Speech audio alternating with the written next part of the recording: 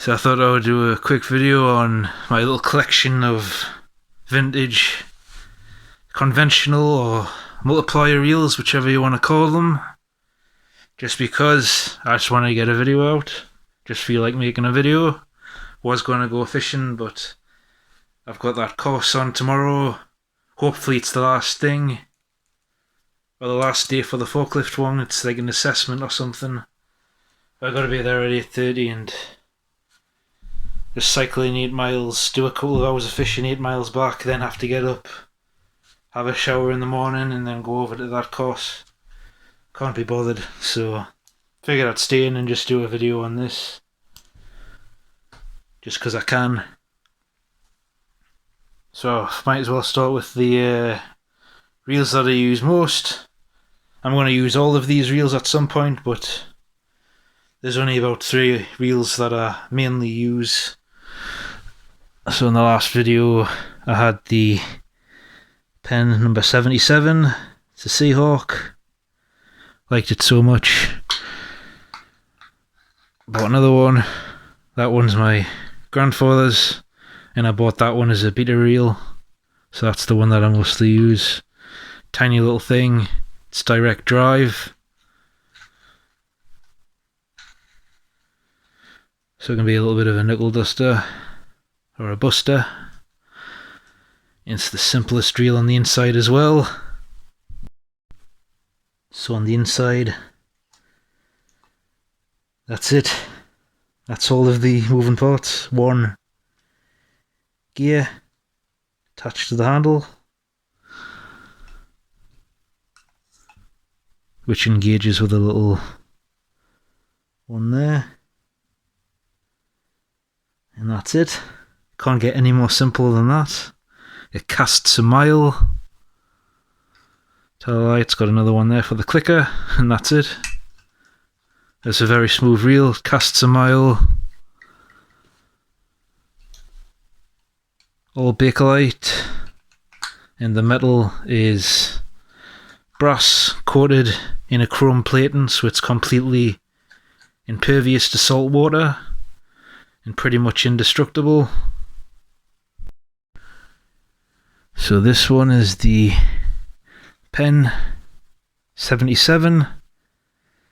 It's a little bit upgraded version of the 78, so it's a little bit bigger. It's the same width-wise, but height-wise it's just a little bit bigger. And it has 2 added luxuries. So you now got a little nut there for adjusting the spool on both ends, so you can center it a little better. And it's got a little greaser knob as well. And obviously now it's got the spool release. This one needs oiling, but it's still a really smooth caster. And because it's got that, I could stick a fighting knob or something on it, like this one. Which will look pretty cool. And the good thing about these is any of these handles, they'll fit on any pen reel. There's another one as well, I forgot what make it is. A different brand. Their handles fit on these reels as well. So if I wanted to, I could get like a bigger handle with a big fighting knob on it. But besides that, it's pretty much the same as the 77. This is going to be the first time I've taken this one apart, so it might be a bit of a horror show inside because my granddad never really took care of these. Doesn't want to come apart because there's that screw there hidden under the lever.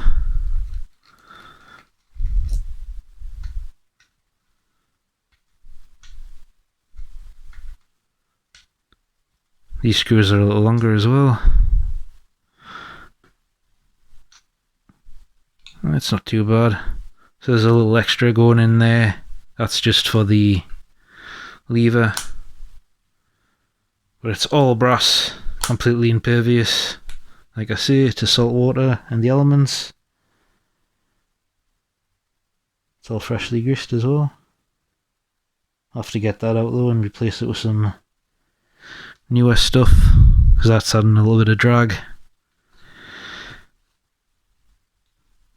So that's that.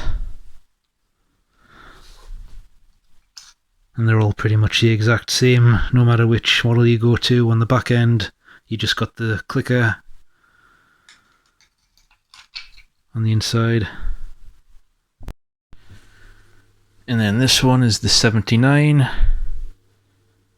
which is identical to the 78, it's just a little bit bigger, width-wise and height-wise, or diameter-wise. All the exact same features. Got the spool release, greaser nut. You got a little greaser nipple as well down there, which you've also got on the 78. And just the bigger version. Casts a mile. Really smooth. Clicker's really loud as well.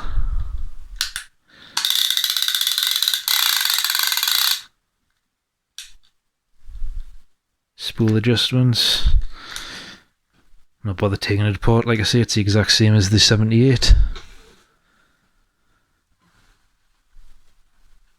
And this one is the 305, which is the level line. Fortunately, this is broke on mine, so I had to take the level line off, but it works the exact same as any other reel now.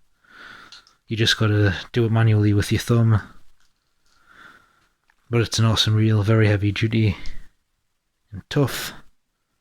Just like the other ones, it's Bakelite and brass that's been chrome plated. It's a very solid reel.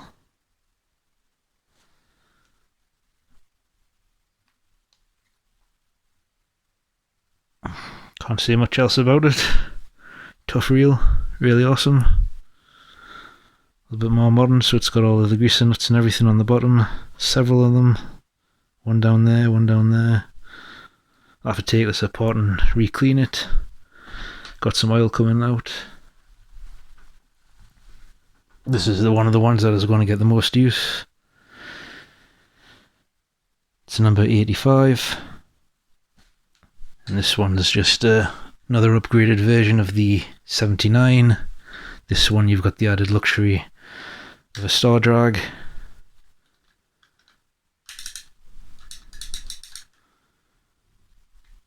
So you've actually got drag with this. And it's got a stop as well. So handle's not going to fly around if you catch a big fish. Not that I will do in my area. Gotta go south for that.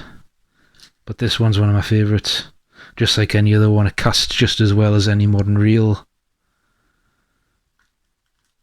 A little bit more reliable. Just a tough, strong construction. This one's got a metal spool. I can inhibit the casting just slightly having the metal spool. I seem to get longer casts with the Bakelite ones. So I'm going to see if I can source a plastic spool for this. Get a little extra distance.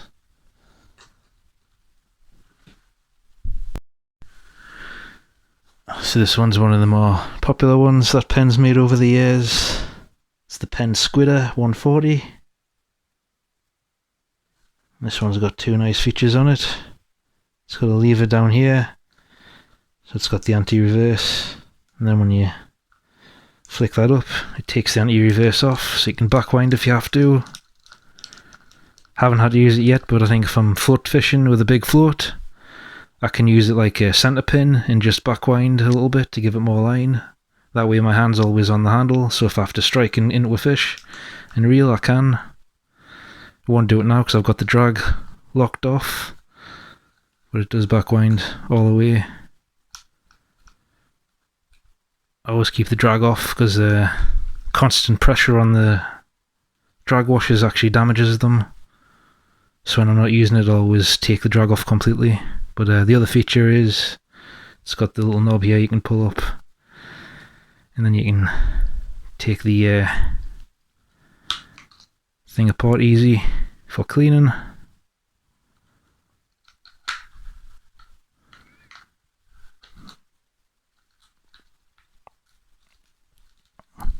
Probably doing that the wrong way around.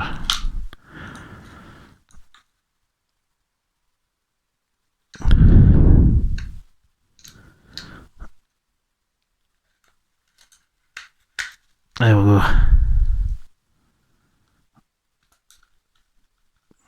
So that's the Squidder.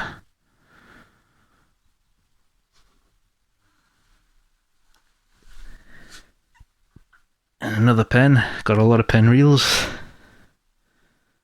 Got the number 160 Long Beach. It's just the same as all the other ones, Bakelite.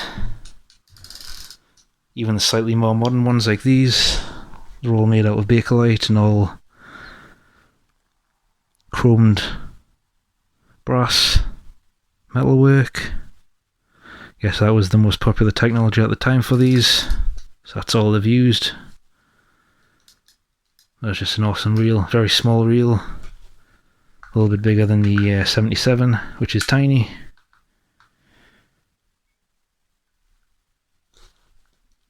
But it's pretty much the same features as the any other reel that pen have made.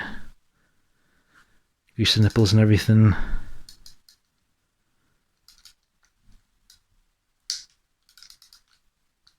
Store drag.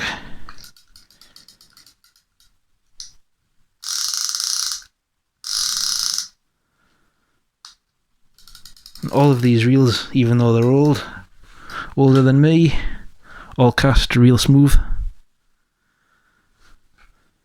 You see a reel that's 30 plus years old, that's modern, that still casts real smooth and isn't knackered. And this one, moving away from the pen reels, older Boo Ambassador 7000. I think it's the one that my granddad used the most, so it's all beaten up and everything. Not sure what the metal is, but the way it's chipped, it looks like it's magnesium or something like that.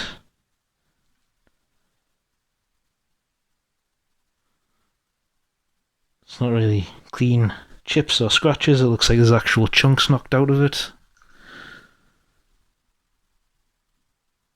It probably is just aluminium, but I don't know. But this one's awesome reel. Very smooth. Doesn't really need anything much saying about it. Thousands of videos on these reels. Just a tank of a reel. Take a licking and keep on ticking. And this one I use all the time as well. It's one of my favourites. It's the Fluga Supreme. It's a very small bait runner reel. Or bait caster, I mean. Tiny little reel. Very strong though. It's also direct drive, so the handle flies around a bit, even during the cast. But that's no real problem. I've never hit my hand on this one yet. It's got a little bit more going on it. Little controls and everything for the drag and putting more pressure on. Doesn't really have a drag.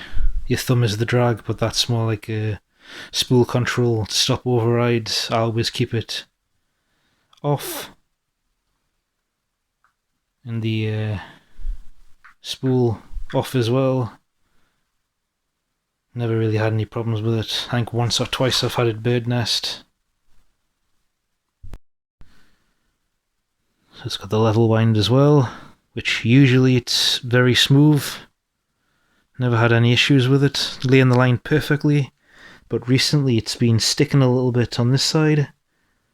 So it's been bunching up a little there. So there's a bit of a slant on the line lay. So I'm not sure what's going on with that. Might just be wearing down over the years. But the level wind sticks there a little bit sometimes.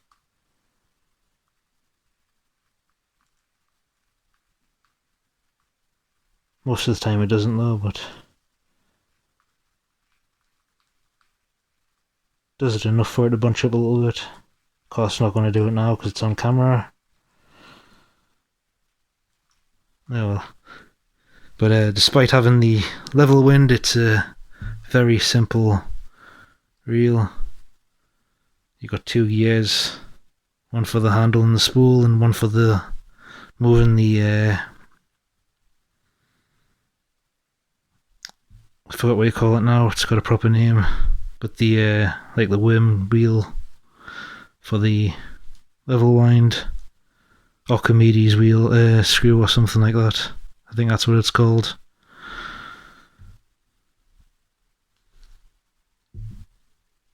I've got hand everywhere, got grease everywhere, but it's about as simple as you get for a reel with a level wind on it. You got another little plate there for greasing, and the drag, not really a drag, but the spool tension for casting just works like that. Sort of a screw effect, so puts very slight tension on the spool to try and avoid bird's nests, but like I say, I never have that on. I've always got it switched off and have the spool loose as well. So that's the Fluga Supreme, originally just a reel made for largemouth bass, which are a freshwater American fish, but it's just like the other reels, it's chromed brass, and it's all chromed brass, so it's completely impervious to salt water. Got a little bit of weight to it. It's a very tough, rugged reel. It'll handle big mackerel, bass, estuary flounder, no problem. Biggest cut I've had on it's £2 off Blythe Pier, which I think I got a video on about the beginning of this year, and it handled that no problem. Cranked it up a good 20 odd feet, no issues. So awesome reel. You got another version as well, I think this is the earlier one, but there's another one that's got like a drag plate on here. I think it's one of the first ones with drag, and it's about 5 or 6 screws, and you had to loosen or tighten each screw, and it would add or take away drag. But this one I really like. I might get to see if I can track down the other version as well that's got the drag thing on it. But that's that, and that's pretty much it for the American and one Swedish reel. So the rest are Japanese. Don't know what this brand is, but it's another little bait caster. Very simple. It's just got Japan, and I don't know what that symbol is. Looks like a reel with a 9 on it, and that's the only brand that's on it. But this one, also direct drive, level wind. Really nice little caster. Want to get some estuary flounder with this as well, and just some mini species. It'll be a great reel for whiting off of the staithes. Very lightweight. It's plastic on the sides. I think the rest of it's stainless steel.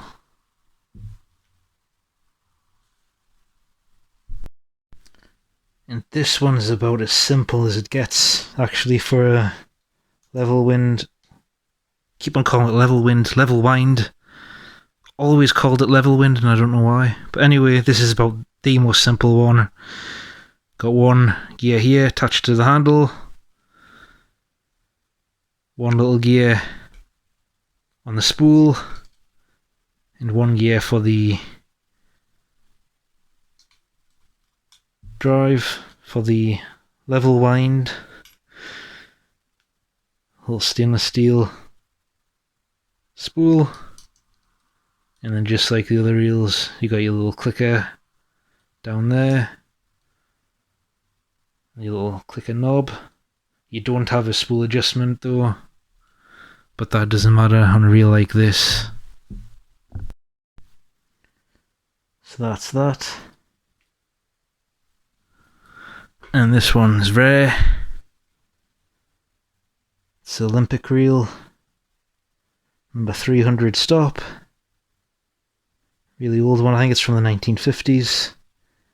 All stainless steel.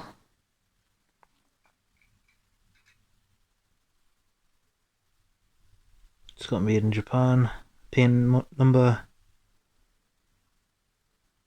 And a few levers on it. I haven't taken this one apart yet, but it needs a greasing. Don't know if I'm going to get much use out of this one though, because it is a little bit rare, but it's got a bit here, and that gives you a clicker, and you can move it both ways. Then you've got this lever, and it gives like 2 clickers now, which I think sounds cool.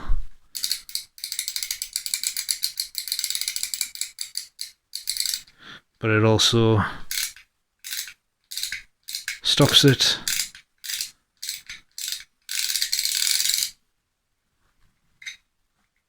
And take one off.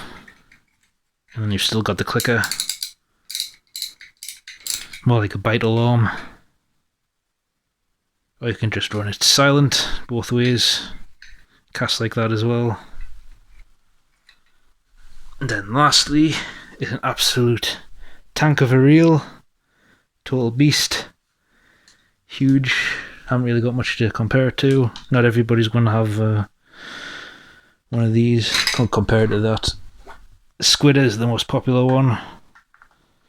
So it's huge compared to that. And that's another Olympic. This one needs to be cleaned. It's filthy and covered in oil.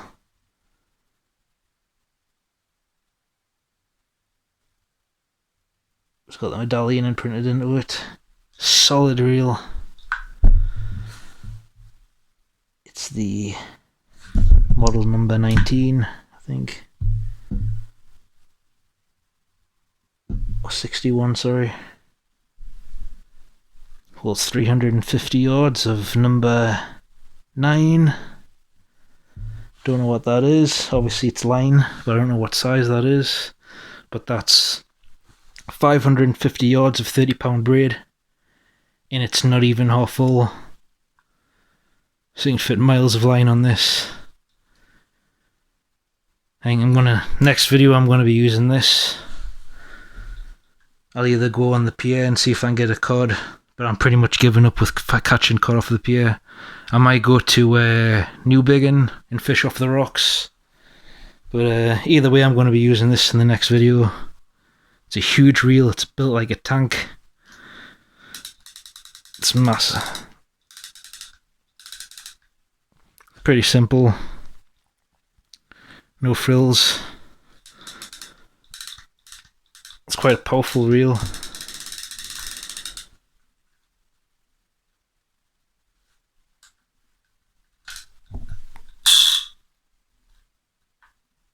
Of course I did that without having the line secured.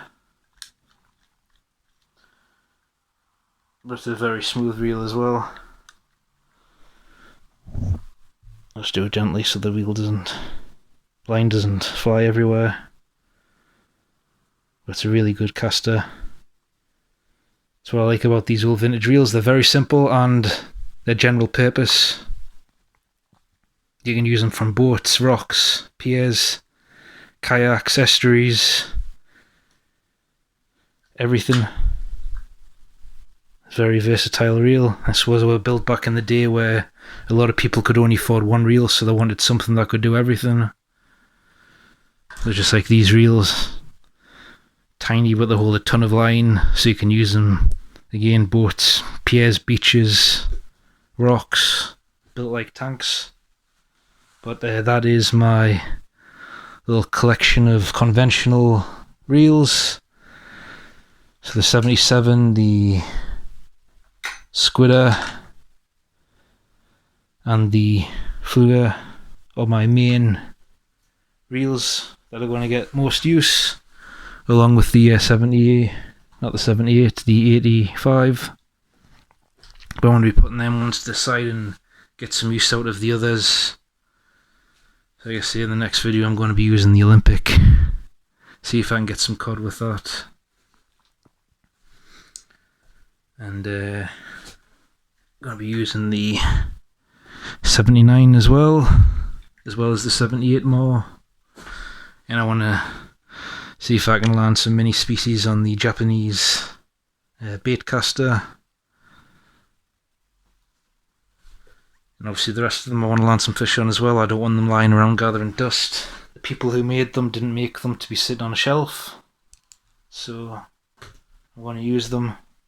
So anyway, that's my little collection. Thanks for watching. Tight lines.